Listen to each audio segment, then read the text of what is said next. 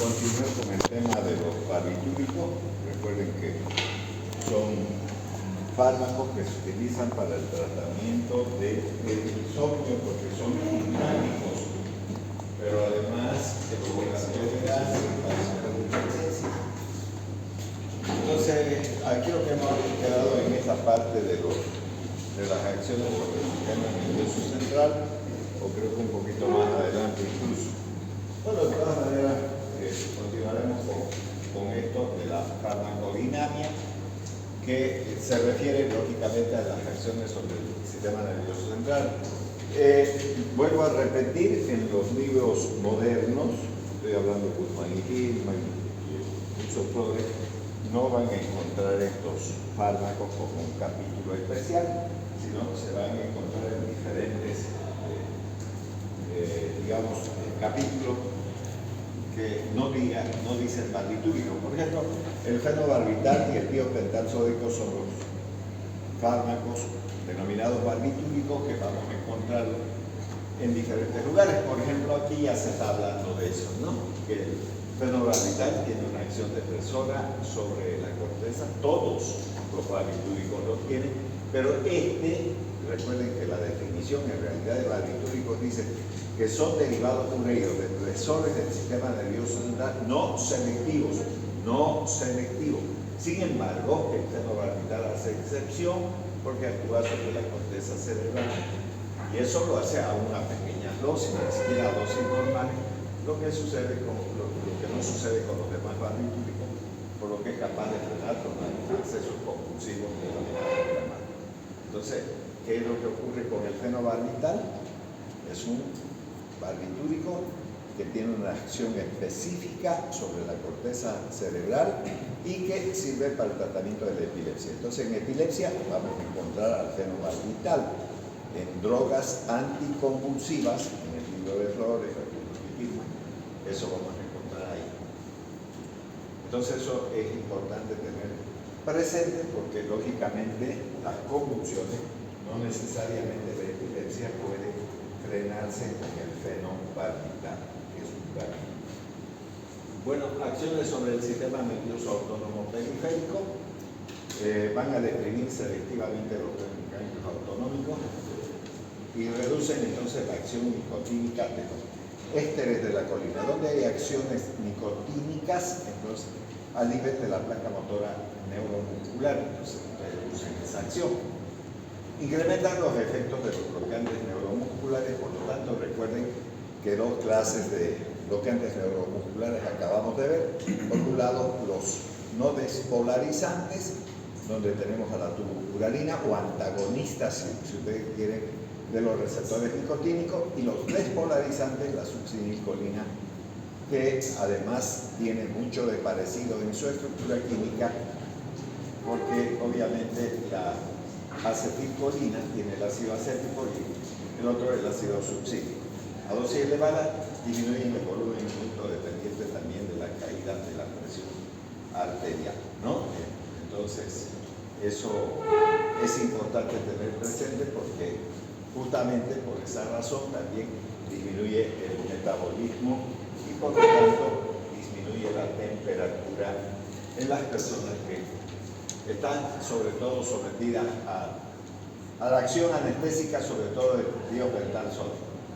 Bueno, sobre el aparato respiratorio, a dosis hipnóticas, que son las dosis normales, donde producen sueño, deprimen muy poco la respiración y lo van a hacer como ocurre con el sueño normal.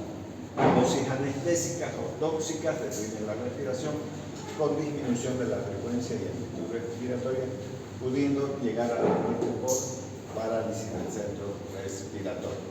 Eso también es importante tener presente porque recuerden que cuando alguien duerme disminuye la frecuencia respiratoria y esto como trata de simular un sueño normal, entonces eso también va a ocurrir. Y recuerden además que ya dijimos que provoca una depresión no selectiva del sistema nervioso. Ya, sobre el riñón, aquí tenemos este rostro de esta mujer que ha sido sometida al abuso, si se quiere, de los barbitúricos. Miren cómo cambia el rostro. Entonces, sobre el riñón produce una reducción transitoria de la diuresis. Esa es una acción antidiurética, o sea, hay una disminución de eso y provoca una intensa oliguria y aún anuria debido a una intensa hipotensión arterial. ¿No? Recuerden que baja la presión arterial.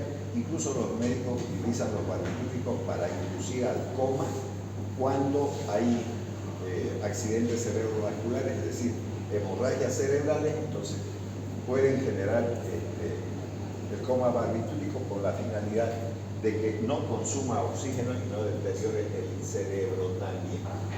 Bueno, sobre el metabolismo ya hablé, dosis sedantes, que son las dosis bajas. Recuerden que hicimos una especie de escalera, la volvemos a construir si ustedes quieren, así, una escalera. Entonces aquí estaría la acción sedante, aquí con dosis normales hipnóticas, con dosis más elevadas o altas, la acción anestésica, y también en esta podría generarse una acción anticonvulsivante.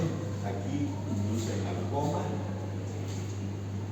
y finalmente, si seguimos elevando, entonces la muerte. Entonces va a ser dosis dependiente, sedante, hipnótica, anestésica, coma y muerte. Esta es la dosis normal, esto es la dosis normal.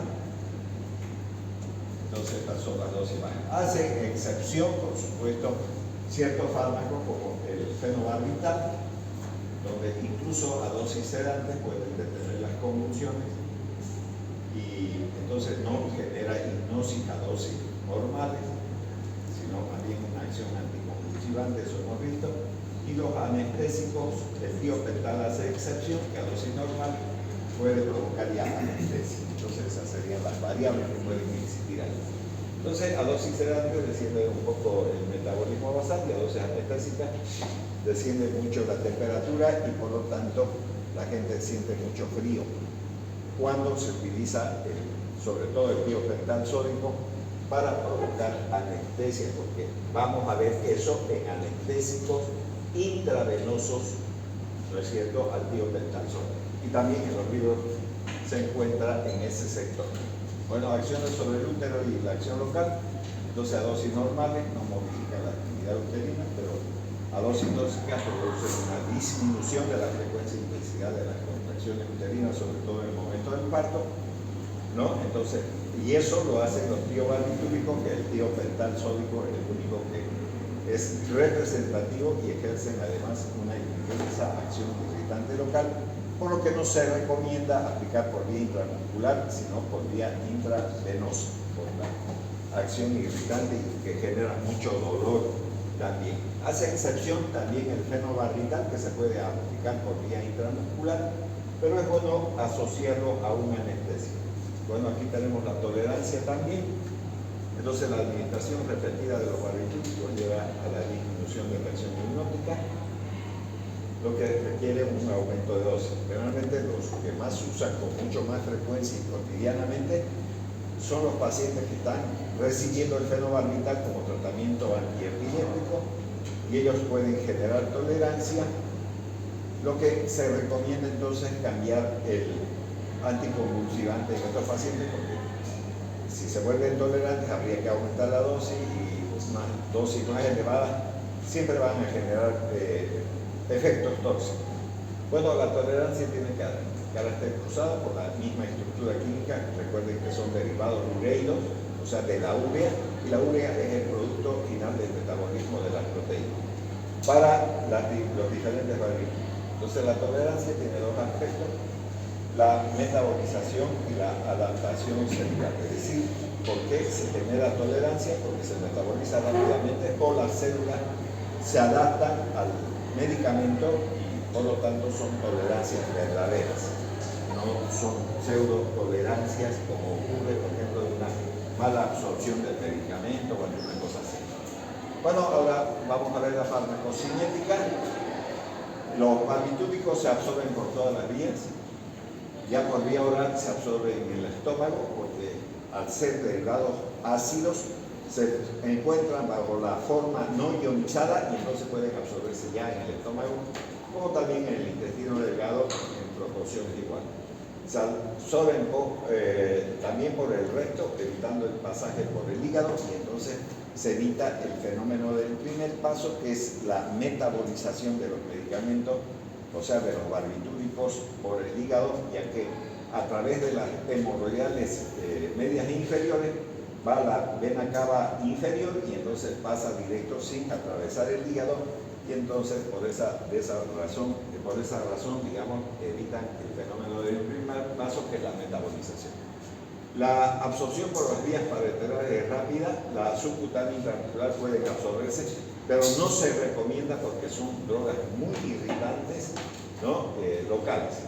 Hace excepción el fenobarbital, aunque es muy doloroso igual, y que puede administrarse asociado, si se quiere, digamos, a un anestésico que puede ser la procaína o la lidocaína. En el plasma sanguíneo se combinan con las proteínas plasmáticas, sobre todo con la fracción albúmina. Recuerden que también las globulinas participan en la unión con los fármacos, pero no es el caso de los barbitúricos. Ya los valores terapéuticos, el fenobarbital, si se administra a razón de 15 a 30 miligramos por ml, entonces esa proporción se combina simplemente con el 20% de las proteínas, porque es el menos liposoluble de todos. El amobarbital se administra a razón de 2 a 10 miligramos por ml y se combina en un 35% con las proteínas plasmáticas. Finalmente, el tiopental sódico, que es el más liposoluble, se administra a razón de 0,5 a 3 miligramos por ml y se combina en un 65% con las proteínas plasmáticas. Eso hace posible también que se desprenda rápidamente de la unión con las proteínas plasmáticas por su liposolubilidad, y es el que más rápidamente atraviesa la barrera hematoencefálica. Recuerden que existe una regla en términos de lo siguiente: los medicamentos que más se utilizan, se unen a las proteínas plasmáticas, son los que menos pasan la barrera hematoencefálica, porque no pueden pasar de manera conjunta entre las proteínas y la droga. Y también son los que menos se metabolizan y son los que menos se eliminan, además, por vía renal. Hace excepción el tiopental por su alta liposolubilidad y la facilidad con que se desprenden de las albuminas, y por lo tanto pasan más rápido que cualquiera de estos medicamentos la barrera. Se pueden eliminar también rápidamente y, lógicamente, metabolizarse rápidamente también, pese a su alta unión con las proteínas plasmáticas. Una vez que ha pasado al torrente circulatorio, se va a distribuir en todos los líquidos intracelulares como extracelulares de manera más uniforme. Pues el pasaje al sistema nervioso central depende de la liposolubilidad, y por lo tanto el tiopental pasa más rápidamente, como ya les había mencionado, con respecto a los demás barbitúricos. Entonces, por esa razón es que se usa ese medicamento como anestésico, o también en los casos de accidentes cerebrovasculares, que también se usa con más frecuencia para inducir al coma y recuperar al paciente, digamos, que ha sufrido este problema del accidente cerebrovascular. A veces no con buenos resultados, pero otras veces sí. También es eso lo que hay que tener en cuenta. Bueno, durante el embarazo atraviesa fácilmente la barrera hematoencefálica.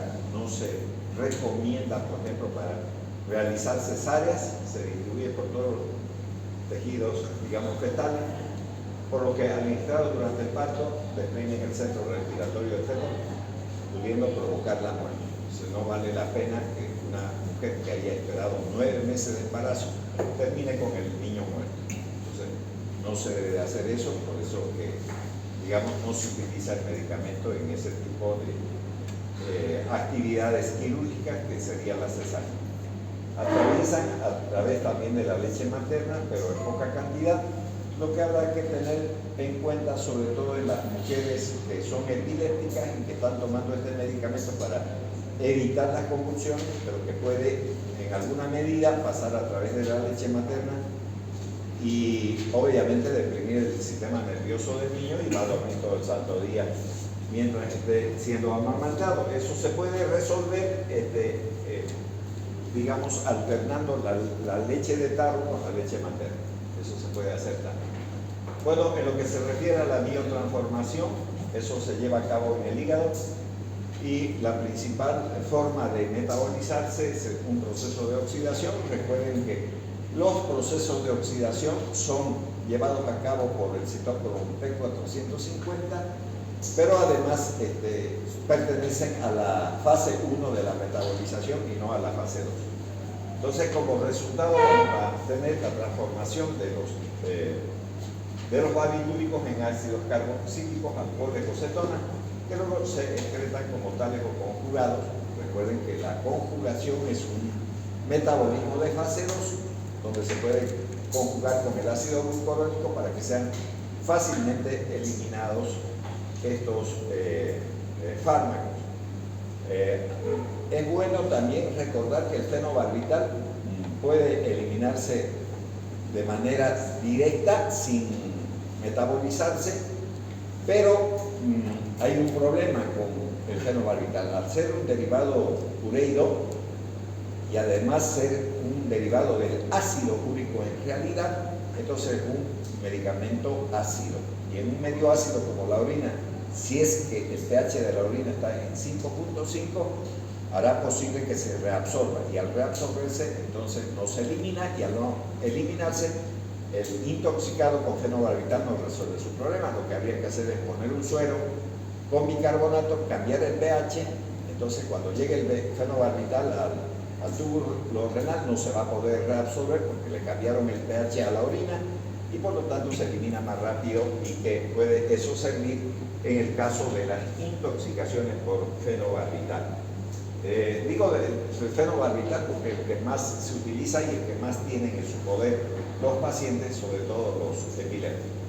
El fenobarbital se metaboliza por aminoglucosilación, la desulfiración de los tiobarbitúricos a oxibarbitúricos y la aminodesalquilación de los aminoalquilbarbitúricos, metabolitos activos como por ejemplo el mefobarbital y el fenobarbital. El 25% del fenobarbital se excreta como droga activa por orina, que era lo que estaba hablando hace un momento yo, y que podían mejorar la eliminación si cambian el pH de la orina, y eso se puede hacer simplemente poniendo en un suero bicarbonato de sodio, modificando entonces el pH de la orina, y se puede eliminar en ese porcentaje, sobre todo en los pacientes intoxicados, que sería bastante bueno como para recuperarlo al paciente de ese estado. Ya, los barbitúricos incrementan la actividad enzimática también, que permite la metabolización de otros fármacos, por ejemplo como los anticoagulantes, porque el fenobarbital es un inductor enzimático. Incluso le voy a decir una cosa, aunque no debe de hacerse eso. Por ejemplo, a ver, los niños recién nacidos no pueden generar ictericia, y quiero mencionar que si un niñito nace el día de hoy, entonces sus 0 días, hasta los 10 días, ¿no?, la barrera hematoencefálica deja pasar la bilirrubina. ¿De dónde se produce la bilirrubina? De la destrucción de los glóbulos rojos. Generalmente los niños cuando nacen son poliglobúlicos, pero por la leche materna suelen hemolizarse, digamos, rápidamente. Entonces hay una gran hemólisis en los recién nacidos. Eso va a generar que se libere la hemoglobina, y esta hemoglobina se va a transformar en bilirrubina. Si esta bilirrubina atraviesa la barrera hematoencefálica, esta barrera, entre 0 a 10 días, la bilirrubina se une a los ganglios de la base. Dentro de esos ganglios de la base está la sustancia roja, la sustancia negra, el glutamen, el núcleo caudado, que todos son ganglios de la base. ¿Qué significan esos ganglios de la base en términos generales en el sistema nervioso central? La vía motora. Y entonces, si la bilis se une a esos ganglios de la base, el ser humano queda alterado para siempre en su sistema motor, y por lo tanto son niños que no son normales. Vienen a tener un cretinismo total, nunca van a poder caminar ni hablar. Entonces eso produce la elevación de la bilirrubina y que se conoce con el nombre de Kernicterus. Entonces, para evitar eso, para evitar este problema, se podría, pero no se debe de hacer, usar los barbitúricos para poder disminuir la cantidad de bilis que se está produciendo.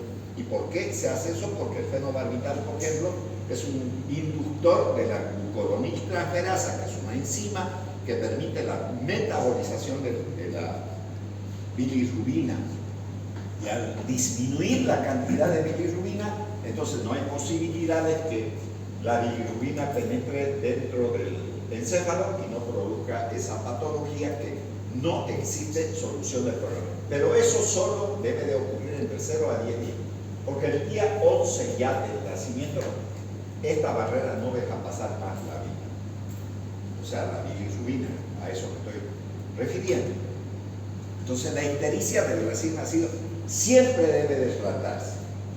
Y se trata con esta luz, con la luz de neón. Se le puede poner unas vendas en los ojos y todo el día que le dé en la cuna esta luz para que descomponga la bilirrubina.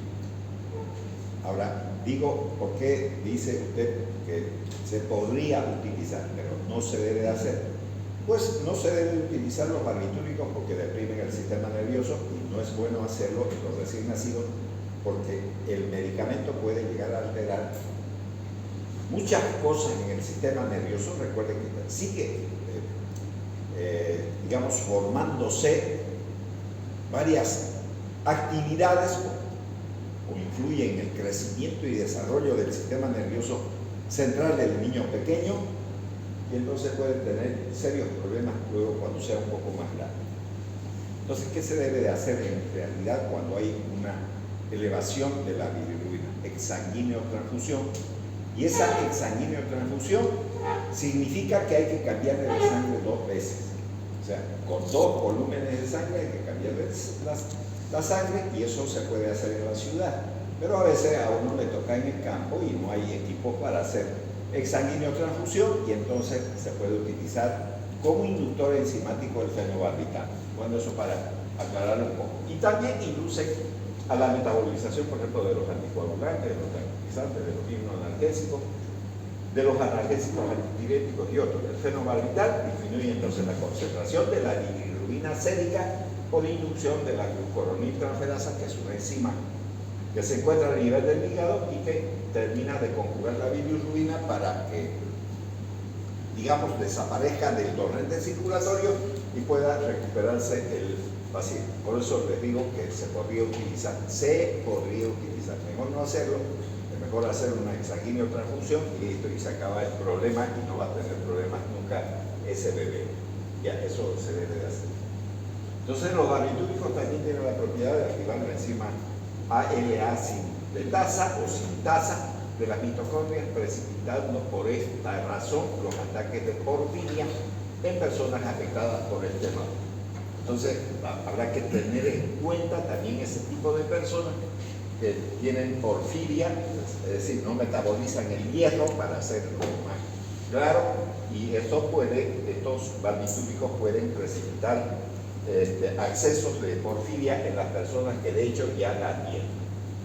Ya dentro de los efectos colaterales, entonces puede disminuir la capacidad de conducir, porque genera un grado de embotamiento y también una disminución del juicio. Ya hemos visto eso en anteriores diapositivas.